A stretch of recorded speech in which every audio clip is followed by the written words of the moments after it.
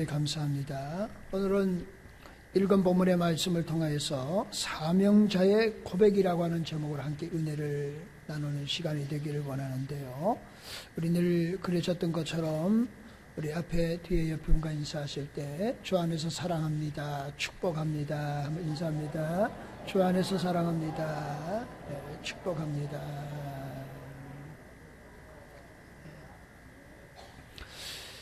매사가 그 라이벌이 있기 마련입니다.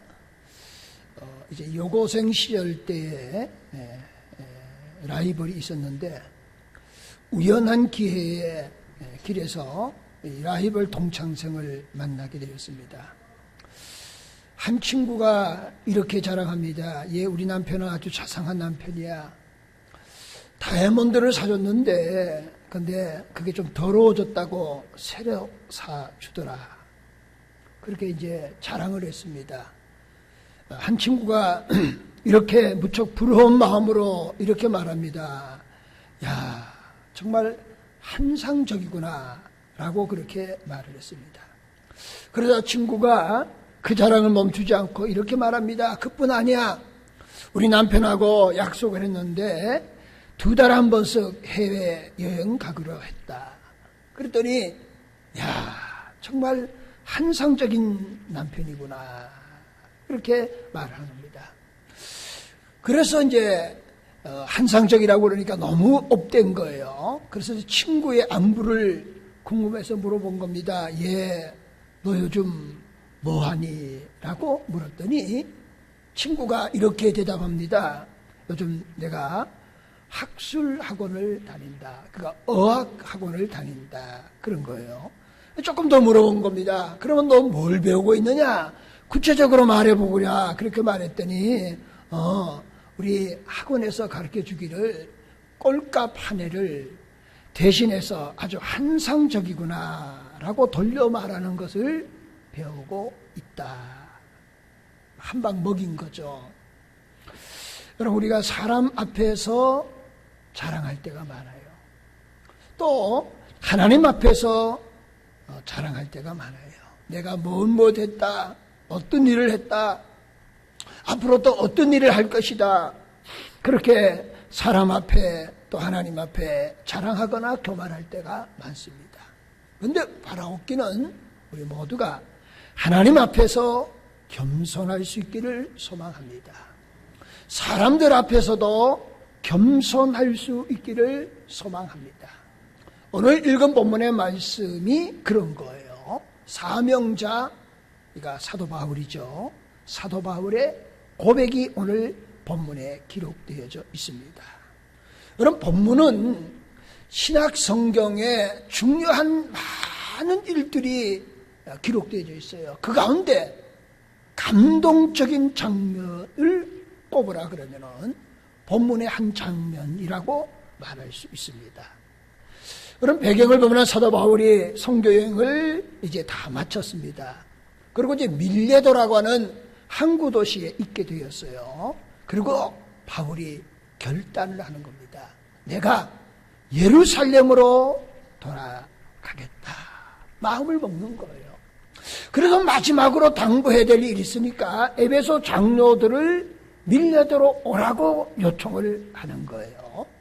그리고 이제 밀레도에 모인 에베소 장로들에게 바울이 자신의 삶을 뒤돌아보면서 그리고 신앙의 고백을 하는 거예요.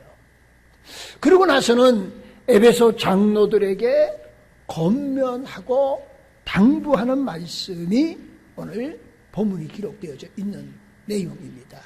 그리고는 이제 마지막 절에 우리가 읽으셨지만은 다시 보지 못하리라 라고 하는 말로 인해서 헤어질 때에 서로 부둥켜 안고 입 맞추며 통곡하며 그리고 헤어지게 되었다. 그 이별의 장면이 오늘 사도행전 20장에 기록되어져 있는 그런 말씀입니다. 여기서 우리가 2가지 중요한 핵심을 발견하게 됩니다. 에베소 장로들에게 사도 바울이 당부하는 거예요.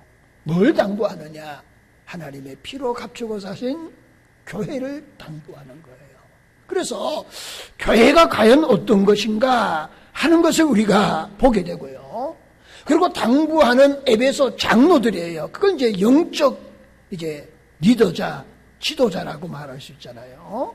하나님의 교회의 영적 지도자, 일꾼들의 모습은 어떠해야 될 것인가 하는 것들을 우리가 본문을 통해서 발견하게 된다 하는 겁니다.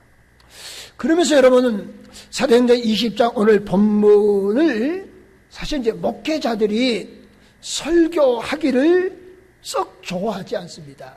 왜냐 그러면은 해석이 어려워서 설교를 본문을 정하지 않는 것이 아니라 해석은 그렇게 어려운 것은 아니에요. 그런데 그 시대의 사도 바울과 그 다음에 밀려져 모인 에베소 장로들의 모습과 그리고 오늘 저와 어떤 의미에는 여러분의 모습과는 너무나도 많은 차이가 있다는 거죠. 그러니까 그들은 정말 아름다운 성숙한 신앙의 모습이었다. 그러니까 사도 바울을 비롯해서 에베소 장로들을 비롯해서 에베소 교회인들이 정말 건강한 사도행정적인 그런 아름다운 신앙의 모습을 우리가 보게 되는데 거기 반해서 오늘 이 시대를 살아가는 우리들이 과연 목회자는 저는 너는 사도 바울처럼 얼마큼 닮아가느냐 그렇게 물으면은 저도 할 말이 없는 거죠. 우리 장로님들 우리 재직들 에베소 재직들과 같이 너희도 그러냐 그렇게 물으면은 할 말이 없을 정도로 조금 이렇게 비교해 보면은 말하기가 어려운 부분도 있다. 그러나 오늘 본문 말씀을 통해서 사도 바울은 에베소 장로들에게 이제 신앙의 고백과 그리고 권면과 당부 가운데 중요한 5가지 단어가 나오는 거예요. 이 중요한 5가지 단어를 통해서 함께 은혜를 나누고자 하는데 첫 번째는 눈물입니다. 눈물. 두 번째는 성령에 매였다. 성령의 강건함을 받게 되었다 하는 거예요. 세 번째는 사명이에요. 사명. 여러분 이제 본문을 잘 아시지만 24절에 은혜의 복음을 전함에 있어서 내 생명을 조금도 귀한 것으로 여기지 아니한다.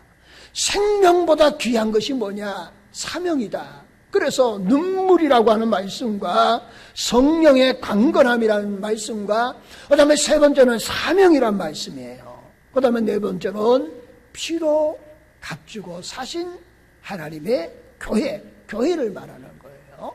그리고 마지막에는 여러분 주님이 말씀하신 내용을 인용한 거예요. 주는 자가 받는 자보다 복되다. 복 있는 자가 어떤 자냐? 주는 자가 복이 있다는 거예요. 다시 한번 5가지 단어를 한번 반복해 볼까요? 첫 번째가 눈물입니다. 두 번째는 성령에 매였다. 성령의 강건함이었습니다. 세 번째는 사명이에요. 네 번째는 교회입니다. 그 다음에 주는 자가 복이 있다.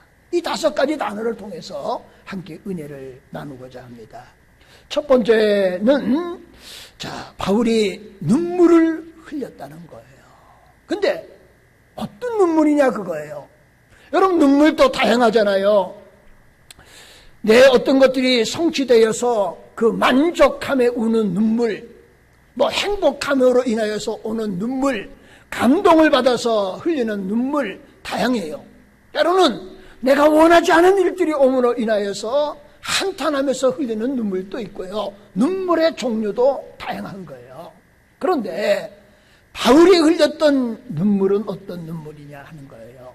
비전 때문에, 하나님의 주신 비전 때문에 흘리는 눈물이었다 하는 거예요.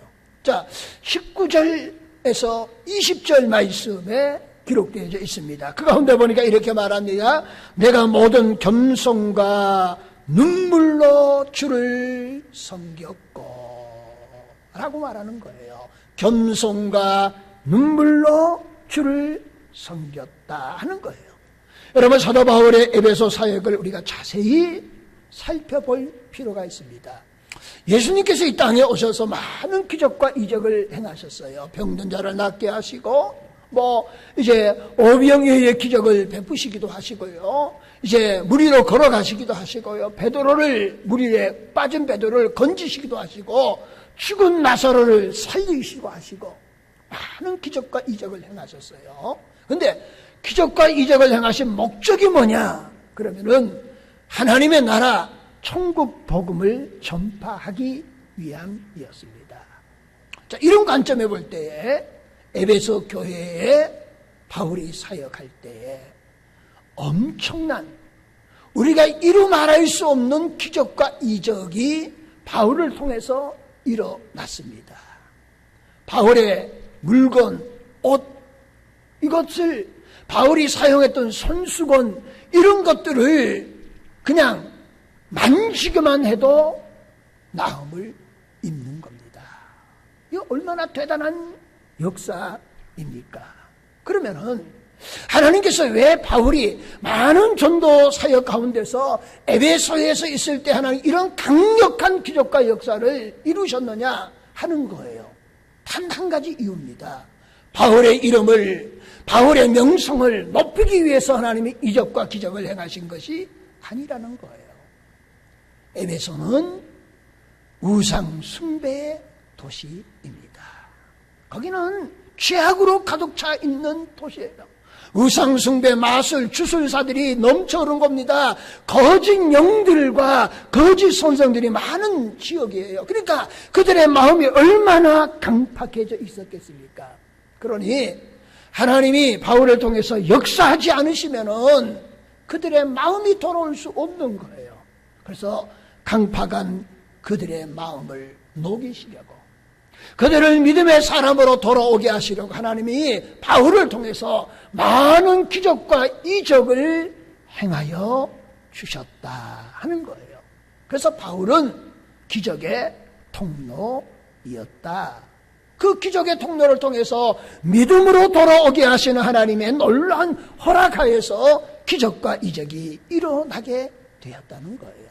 자, 그러면은 이제 예루살렘으로 돌아가는 겁니다. 다시 못 만날 에베소 장로들이기에 불러 모아놓고 마지막 당부하는 거예요. 그러면은 세상 말로 말하면은 여러분, 바울이 한번 이렇게 무게를 잡을 만하지 않습니까? 내가 에베소에 있을 때에 내가 어떤 기적과 이적을 행한 거 알지 않느냐? 내가 입었던 옷을 만지는 자도 나음을 입지 않았느냐? 이런 기적과 이적을 한번 뽐낼 만도 하잖아요.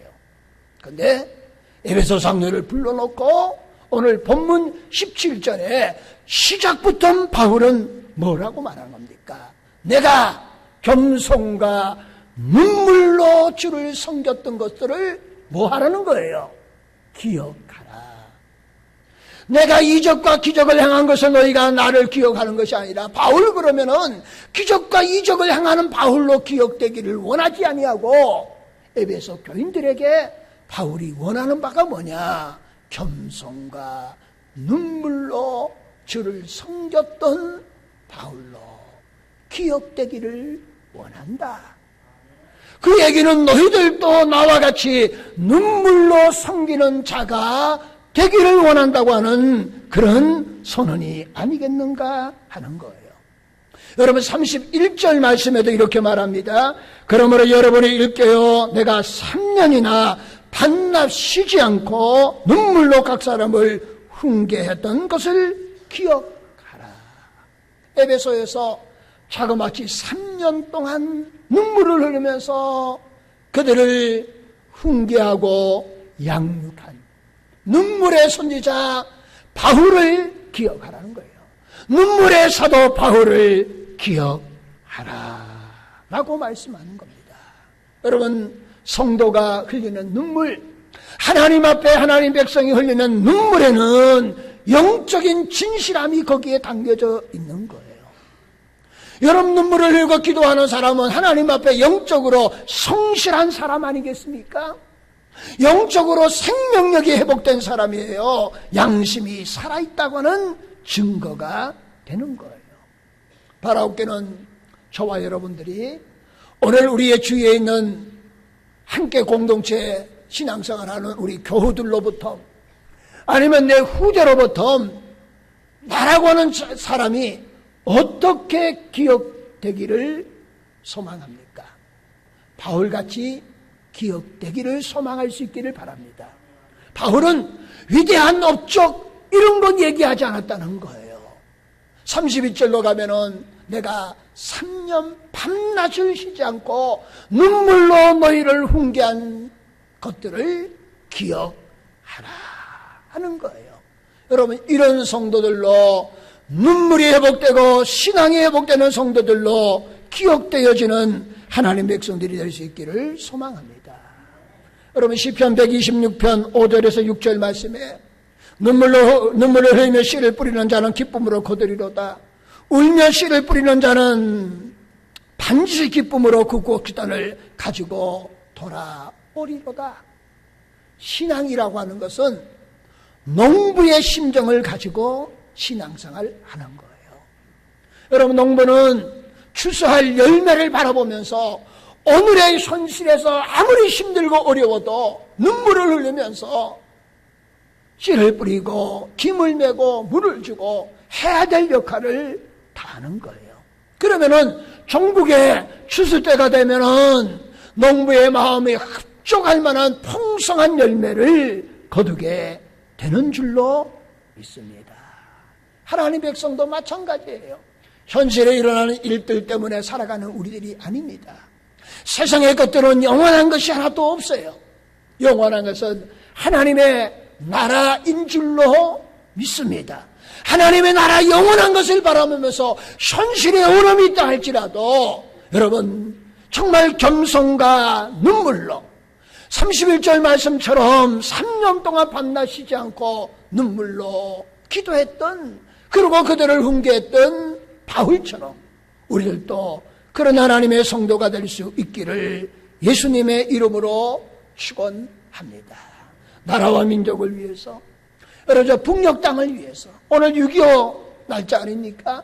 다시는 이 땅에 전쟁이 일어나지 않고 통일이 되기 위해서 정말 눈물로 기도하는 저와 여러분이 될 수 있기를 바라며, 예수님이 십자가상에서 우는 그들을 향하여서 나를 위해서 울지 말고 너와 내 자녀를 위해서 울라고 하신 말씀 기억하며 내 가정과 내 자녀를 위해서, 내 신앙을 위해서 눈물을 흘리며 기도하는 그런 기도의 사람으로 회복되어질 수 있기를 예수님의 이름으로 축원을 드립니다.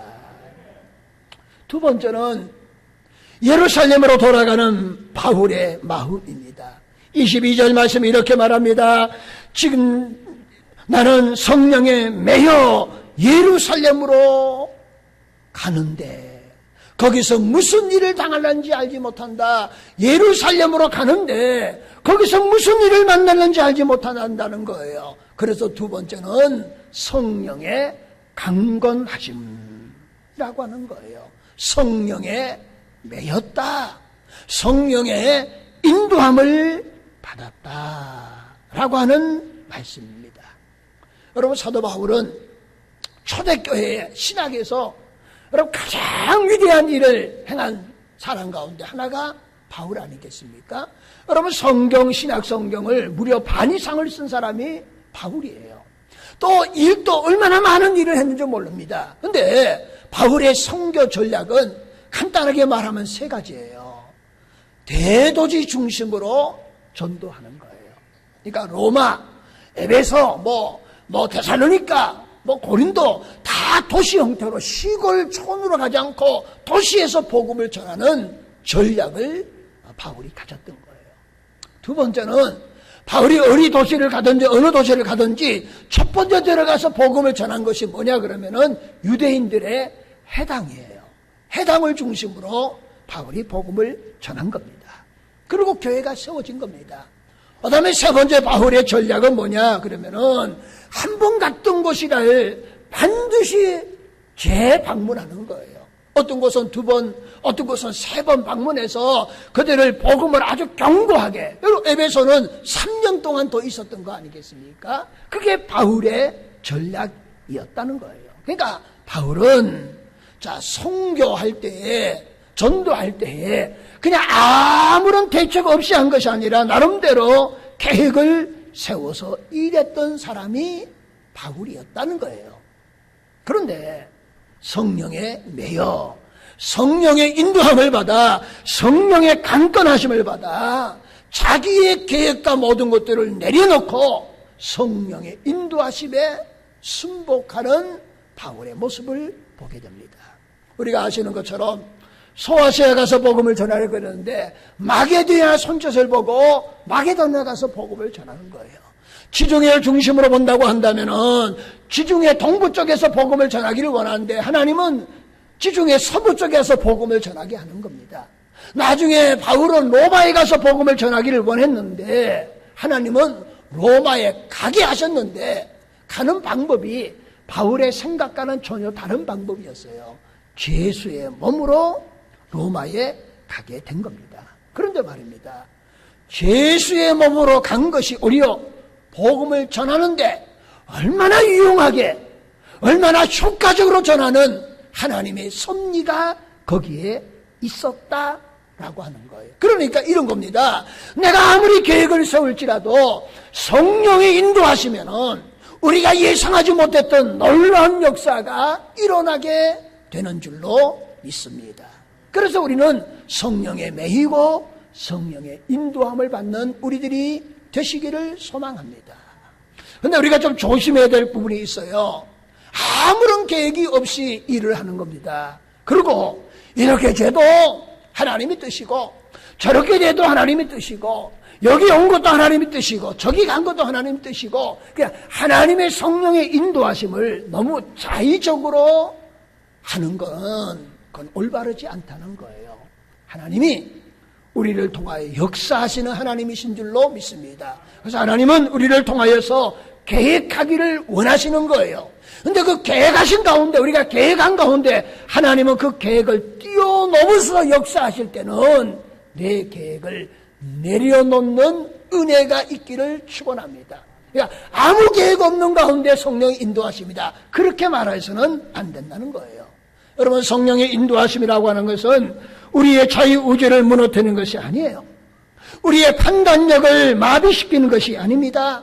우리의 분별력을 흐트러지는 것이 결코 아닙니다. 성령의 인도함을 받으면 더 분명해지고 더 명확해지는 줄로 믿습니다. 여러분 바울을 보세요. 예루살렘으로 가기로 성령에 매여서 마음을 먹는 겁니다. 근데 예루살렘에 가면은 내가 무슨 일을 만났는지 모른다는 거예요. 그런데 알기는 예루살렘에 가면은 결박과 환난이 나를 기다린다는 거예요. 그걸 그가 감지한 거예요. 그런데 환난과 결박이 기다리면은 예루살렘으로 가지 말라고 하는 사인으로 받지 아니하고 그럼에도 불구하고 환난과 결박이 죽음을 기다린다 할지라도 나는 성령에 매여 예루살렘으로 간 줄로 믿습니다. 그게 성령의 인도하심이다. 성령의 신호로 그는 이해하게 되었다는 거예요. 여러분 성령의 인도하심은 여러분 내 마음에 맞는 거 내가 원하는 거 그게 성령의 인도하심이고 내가 원치 않은 일들로 인도하면은 그게 성령의 인도하심이 아니라고 생각할 때가 있어요. 그게 아닙니다. 내 의사와 관계없이 때로는 그것이 이상한 것 같지만은 성령이 인도하시면은 이상한 것이 아니라 그곳에서 아름다운 열매를 맺게 되는 하나님의 놀라운 역사가 일어나게 될 줄로 믿습니다. 여러분 바울이 예루살렘을 이제 돌아가는데요. 바울도 한 인간 아니겠습니까? 정말 편하게 살고 싶은 것이 모두의 욕구 아니겠습니까? 그럼에도 불구하고 성령에 매여서 환난과 결박이 기다림에도 불구하고 그가 예루살렘으로 돌아갈 수밖에 없었던 이유가 세 번째 단어에서 우리가 찾을 수 있는 겁니다. 그게 이제 23절과 24절의 말씀이 있는데요. 세 번째 영원한 생명을 증거하는 사명이 그를 사로잡게 되었다. 라고 하는 거예요. 그래서 우리가 잘 아는 것처럼 내가 달려갈 길과 주 예수께 주신 사명 곧 은혜, 하나님의 은혜의 복음을 증거하는 사명을 다 완성하기 위해서는 내 생명을 조금 더 귀한 것으로 여기지 아니하노라. 사랑하는 성도 여러분, 생명보다 더 귀한 것 세상에 없습니다. 여러분, 아무리 귀한 것일지라도 내 생명이 다하면은 그건 나와 관계가 없는 거예요. 내 주위에 있는 사람이 해당되든 내 자녀가 해당되든 내 가족이 해당되든 몰라도 내가 죽으면은 아무리 귀한 것도 나와 상관이 없는 거예요. 그러므로 어떤 의미로 보면은 생명이 가장 귀한 거예요. 그런데 바울은 생명이 10개가 됩니까? 하나밖에 없는 생명을 이렇게 말합니다. 자신의 생명을 조금 더 귀한 것으로 여기지 않는다는 거예요. 아니, 생명을 경멸한다, 경시한다는 의미가 아니에요, 바울은. 근데 너무 존귀한 가치가 있기 때문에 그 가치에 비하면은 내 생명을 조금 더 귀한 것으로 여기지 않는다는 거예요.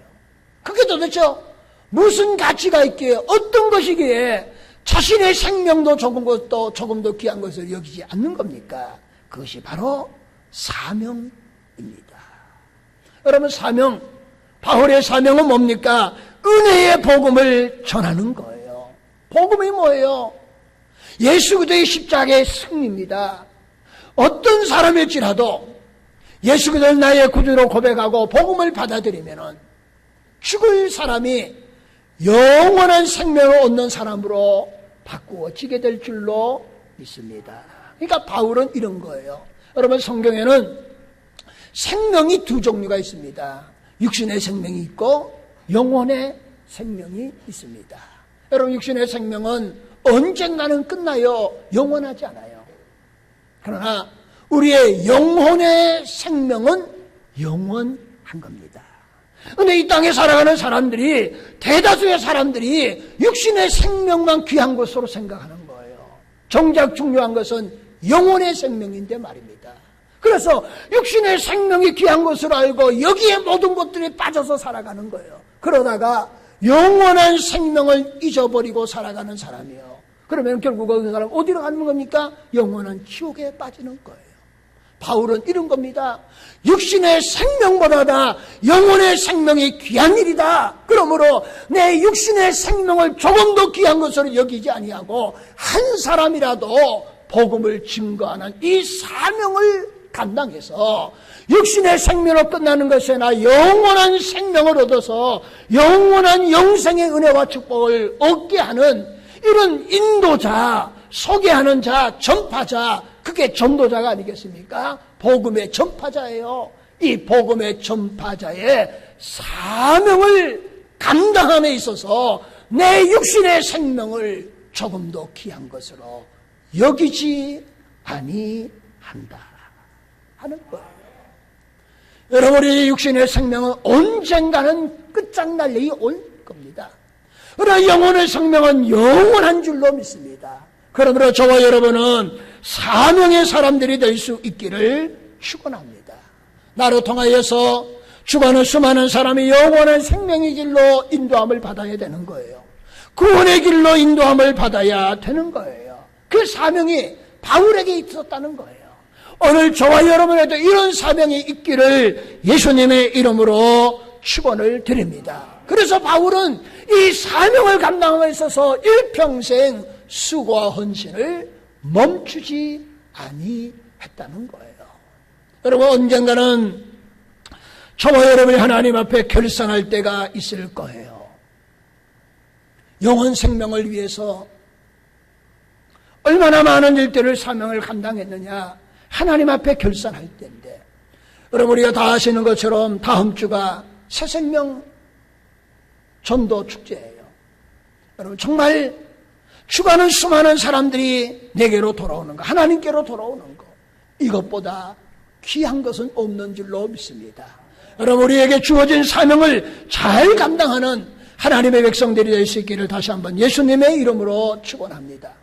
그다음에 네 번째는 28절에서 32절 말씀을 통해서 피로 값주고 산 교회를 지키라. 에베소 장로들에게 당부하는 거예요. 그래서 양떼를 잘 살피라는 겁니다. 피로 사신 교회를 돌보게 하셨습니다. 왜냐하면은 흉악한 일이 때가 있는 거예요. 거짓 선생, 진리를 왜곡하는 자들이 있다 하는 거예요.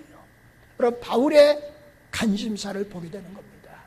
그럼 바울이 지금 어디로 가기로 마음먹습니까? 예루살렘으로 가기를 마음먹는 거예요.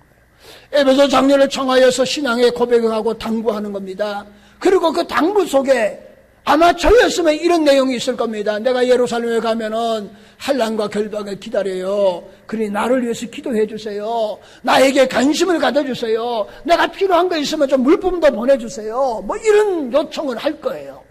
그런데 바울은 자신에 대한 관심은 없었던 거예요. 그리고는 오로지 떠나면서 그에게 에베소 장로들이 말합니다. 에베소 교회는 하나님이 피로 값주고 사신 교회다. 이 교회는 음부의 권세가 이기지 못할 것이다. 우상 숭배가 많고 거짓 선지자가 진리를 왜곡하는 수많은 사람이 있을지라도 에베소 장로들이요, 하나님의 교회를 지켜라. 양떼를 지켜라. 생명을 다하여 그 일을 감당하라. 라고 당부하고 있는 말씀이에요. 바울에게 있어서는 자신의 생명보다도 귀한 것이 뭡니까? 피로 값주고 예수 그리스도가 십자가의 보혈을 흘려주심으로 통해서 세우신 하나님의 교회, 그 교회의 가치성을 깨달았기 때문에 교회를 지키라고 권면하고 있는 모습을 보게 됩니다. 여러분, 그 말씀 가운데 쭉 연결되면 그런 겁니다. 하나님의 교회는 하나님 말씀에 든든히 세워져야 한다는 거예요. 여러분, 우리 모두가 하나님 말씀을 붙잡을 수 있기를 예수님의 이름으로 축원합니다. 여러분, 사람이 만든 규칙이라도 제도 이런 것들 하나님 말씀보다 앞서면 안 되는 거예요. 아시는 것처럼 사람이 만든 제도 규칙은 시대에 따라서 달라지는 거예요. 상황에 따라서 달라지는 겁니다. 문화에 따라서 바뀌고 변하는 거예요. 그러나 하나님 말씀은 영원한 줄로 믿습니다. 저와 여러분의 모든 삶을 하나님 말씀에 맡길 수 있기를 축원합니다. 우리의 자녀들도 하나님 말씀에 맡길 수 있기를 축원합니다. 이 나라 이 민족도, 우리의 신앙생활도, 우리 제주평안교회도 하나님 말씀에 맡길 수 있기를 축원합니다. 마지막 다섯 번째는요, 주는 것이 복되다. 33절에서 35절 말씀이에요. 바울은 자비랑 선교를 한 거예요. 그리고 바울의 원 직업이 원래 그는 사명의 사람이니까 복음 전하는 것이 그분의 역할이고요. 그분이 가졌던 직업이 있습니다. 뭐 하는 겁니까? 천막을 만들거나 치는 직업을 가졌어요. 그래서 어디에 가도 그 일을 하면서 이제 자기의 먹고 자는 문제를 해결한 겁니다. 그러니까 자비랑 선교다, 그렇게 말하는 거예요. 여러분, 유럽이라든가 미국이라든가 가면은 목사님들이 직업을 가져요. 한국은 그러지 못하니까 일부의 목사님들이, 한국교회 목사님도 직업을 가지고 자비랑 목회를 해야 된다 주장을 하시는 분들도 있어요. 일부는 맞는 얘기고 일부는 틀린 얘기라고 보는 거예요. 여러분, 초대교회는 예루살렘 안디옥 교회 외에는 여러분 다 교회가 어려웠어요. 그러니까 선교사를 보내고 목회자를 세우고 목회자의 생활을 어떻게 보호해주거나 그럴 여력이 없으니까 사도 바울은 자비랑 선교할 수밖에 없는 시대적 사항이 있다는 거예요. 그런데 여러분, 중요한 것이 있습니다.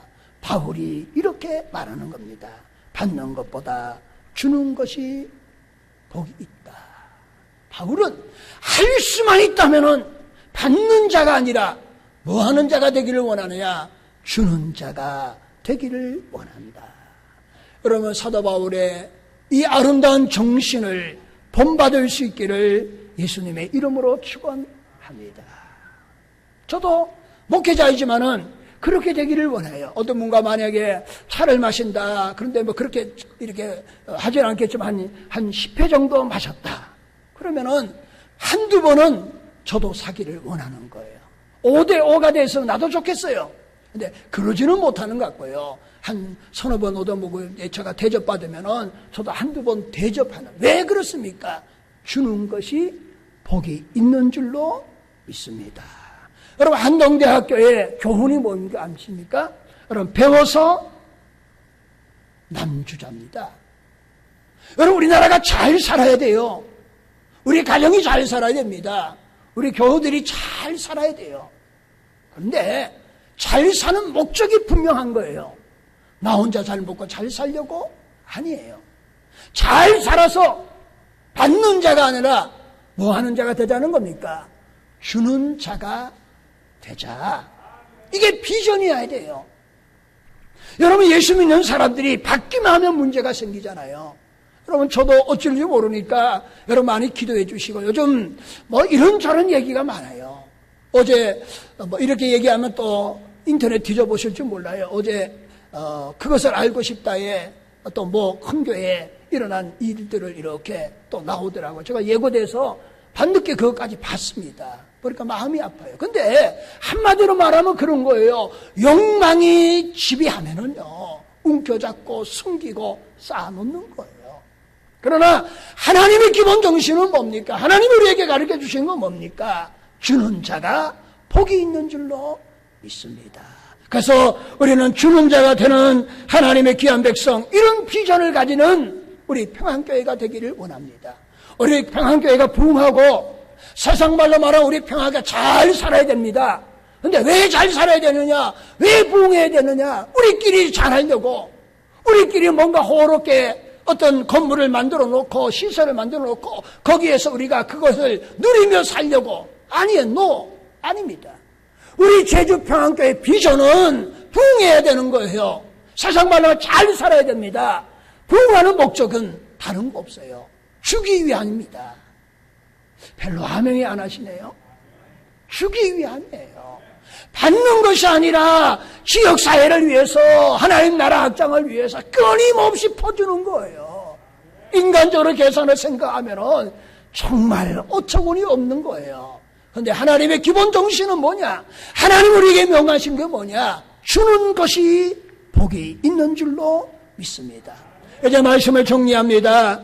밀라도에서 에베소 장로를 건면하고는 또 고백하면서 당부하면서 5가지예요. 첫 번째 뭡니까? 겸손과 눈물을 기억하라. 두 번째는 성령의 매여, 성령의 인도하심을 인정하고 순복하라.